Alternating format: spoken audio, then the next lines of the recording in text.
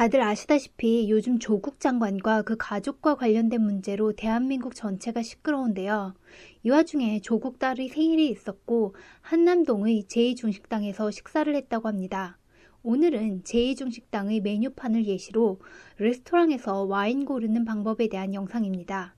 단 메뉴판 이미지를 공식 웹사이트가 아니라 블로그에서 찾았기 때문에 불펌할 수는 없어서 이미지를 그대로 사용하지는 않고 따로 타이핑해서 보여드리도록 하겠습니다.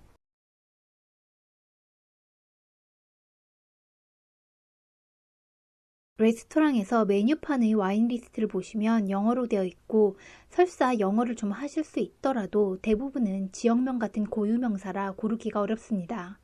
이때 비비너 어플로 와인 정보 또는 다른 사람들의 평가를 참고하실 수 있습니다.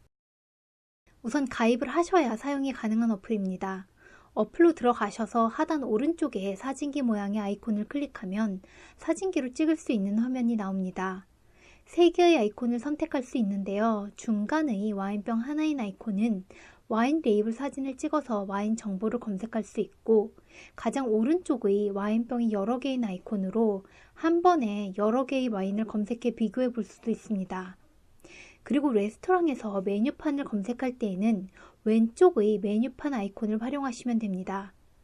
메뉴판 아이콘을 선택한 상태에서 사진기의 초점을 맞춰 메뉴판 사진을 찍으면 와인 정보를 확인하실 수 있습니다. 예를 들어 검색된 메뉴판에서 문제가 된 페라리 와인을 선택하시면 간단한 정보, 즉 생산지와 이 와인을 마신 사람들의 평점을 확인하실 수 있는데요. 단 이 정보가 정확하진 않습니다. 메뉴판 와인과 지금 검색된 와인은 다른 와인입니다. 생산지는 이탈리아의 트렌티노 알토 아디제로 같지만 생산자, 즉 이 와인을 만든 와이너리는 다릅니다. 그리고 간단한 와인 정보 부분을 클릭하면 더 자세한 와인 정보를 확인하실 수 있습니다. 단 비비노의 가격 정보는 신뢰하기 어려우니 가격은 또 다른 와인서처라는 어플을 사용하실 것을 추천드립니다. 와인서처에서는 메뉴판 사진을 직접 찍어서 검색하는 기능은 없고 와인 이름을 타이핑하셔서 검색하셔야 합니다. 중식당 제2의 메뉴판을 보면 레드, 화이트, 그리고 스파클링 이렇게 분류가 되어 있습니다. 와인은 크게 기포의 유무로 기포가 없으면 스틸 와인, 그리고 기포가 있으면 스파클링 와인으로 분류됩니다. 메뉴판의 레드와 화이트가 스틸 와인에 포함됩니다. 와인을 만들 수 있는 포도 품종에는 다양한 색이 있고 보통은 적포도로 만들면 레드 와인, 그리고 백포도로 만든 것이 화이트 와인입니다. 사실상 기포가 있는 스파클링 와인은 대부분 화이트 와인과 비슷한 색을 가지고 있는데요. 백포도만을 사용하기도 하지만 백포도와 적포도를 섞어서 만들기도 합니다. 그리고 스파클링 와인도 붉은 빛을 띠게 만들기도 합니다. 기본적으로 와인은 포도 중에서도 양조용 포도를 발효해서 만든 음료인데요. 스파클링 메뉴 중 와인이 아닌 것이 있습니다. 6번째 있는 사이더의 재료는 사과이기 때문에 와인은 아니지만 아마도 기포를 가지고 있기 때문에 스파클링 카테고리에 넣은 것 같습니다. 그리고 이 메뉴판 안에 스파클링이 아닌 와인, 즉 스틸 와인이 있습니다. 5번째 있는 도메노뜰의 도마니에 로제입니다. 스펠링도 틀렸는데요. 도마니에에 S가 붙습니다. 이 와인은 기포가 없는 와인으로 스틸 와인 중에서도 로제 와인에 해당합니다. 중식당 제2의 메뉴판에 로제 와인 카테고리가 따로 없던데 저라면 차라리 레드 와인 카테고리에 넣겠습니다. 왜냐면 와인 정보에서 적포도로만 만든 와인임을 확인할 수 있었습니다. 스파클링 와인은 다양한 당도로 생산되고 그 기준은 생산지마다 법이 다른데요. 당도의 정도를 대략 추측할 수 있는 단어를 몇 가지 알려드리겠습니다. 메뉴에서 7번째에 브리라고 적혀져 있습니다. 이 단어는 단맛이 거의 없는 드라이한 스타일을 의미합니다. 그리고 와인 이름에서 당도에 관한 단어가 따로 없으면 대부분 드라이라고 추측하시면 됩니다.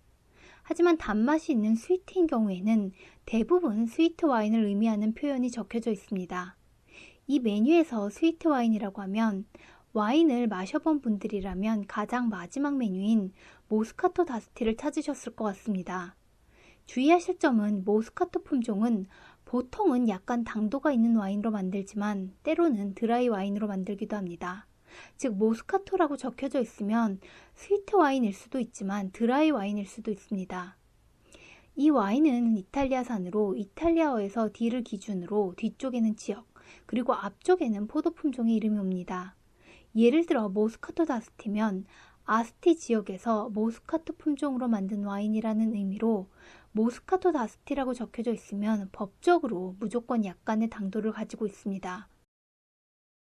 그리고 메뉴 두 번째의 브라케토 다큐 역시 스펠링이 틀렸는데요. 아퀴 지역의 브라케토 포도 품종으로 만든 와인이라는 의미로 역시나 약간의 당도를 가지고 있습니다. 모스카토 다스티는 화이트 포도 품종으로 만들지만 브라케토 다큐는 레드 포도 품종으로 만들어집니다.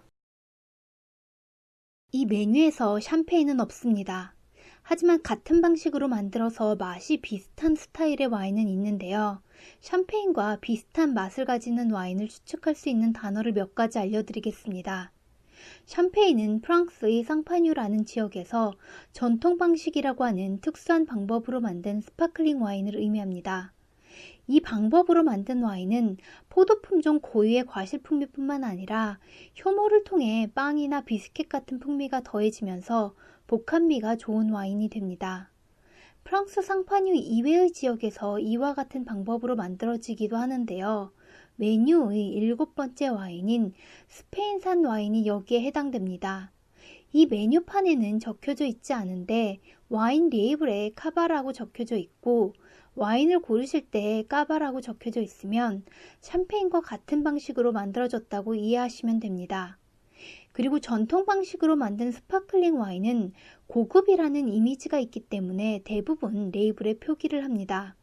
즉 레이블에 전통 방식이라고 적혀져 있으면 역시나 샴페인과 같은 방식으로 만들어진 스파클링 와인입니다. 이 메뉴판으로는 알 수 없지만 첫 번째의 슈렘트버그 블랑드 블랑과 문제의 세 번째 와인인 페라리 트렌티노 알토 아디제의 경우 레이블에 전통 방식이라고 적혀져 있습니다.